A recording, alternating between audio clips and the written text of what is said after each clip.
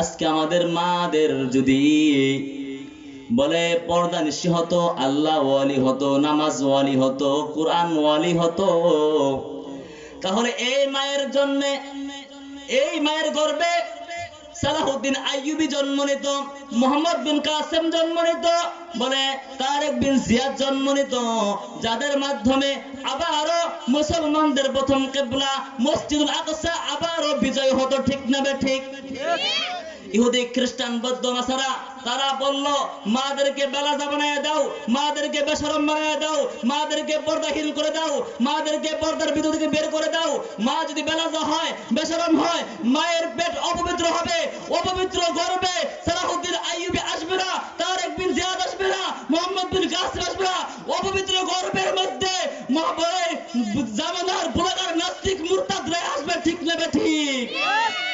এজন্য মা যদি আল্লাহওয়ালি হয়, মা যদি নামাজি হয়, পর্দাওয়ালি হয়, মায়ের পেটে সালাহুদ্দিন আইয়ুবী আসবে, মায়ের পেটে মোহাম্মদ বিন কাসেম আসবে, মায়ের পেটে জামানার মুজাদ্দিদ আসবে, যাদের মাধ্যমে মুসলমানদের প্রথম কিবলা মসজিদুল আকসা আবার মুক্তি পাবে, যাদের মাধ্যমে আরাকানের মুসলমানরা তাদের মাতৃভূমি আবার ফিরে পাবে। কোন তাগুতি শক্তি, কোন পরাশক্তি, কোন সুপার পাওয়ার মুসলমানদের দিকে জুলুমের রক্ত চক্ষু দিয়ে তাকাতে পারবে না। কথা বলুন ঠিক কিনা? আজকে মাদেরকে বেলাজা বানায় দাও, মাদেরকে বেশরম বানায় দাও, মাদেরকে আজকে আমরা কি মনে করি? মেয়েদের কত বলে কত উন্নতি হয়েছে। এই মুসলমান মেয়েদের কত উন্নতি হয়েছে, মেয়েরা এখন বিমানের বিমানবালা, বিমানের বিমানের কি কত আমাদের মা বোনেরা যে সম্মান পাইছে রে মুসলমান।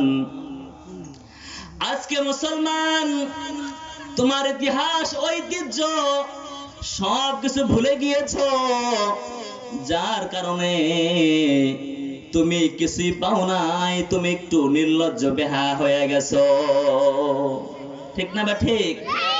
ও মুসলমান, একজন মা সে বিমানের বিমানবালা হওয়াই কি তার জন্য সফলতা নাকি? বলেন, তার জন্য সফলতা নয়। একজন মা খাদিজাতুল কুবরা, আয়েশা সিদ্দিকা, এই সমস্ত রমণীদের যদি চরিত্র আঁকড়ে ধরতে পারো মা, তুমি সফল।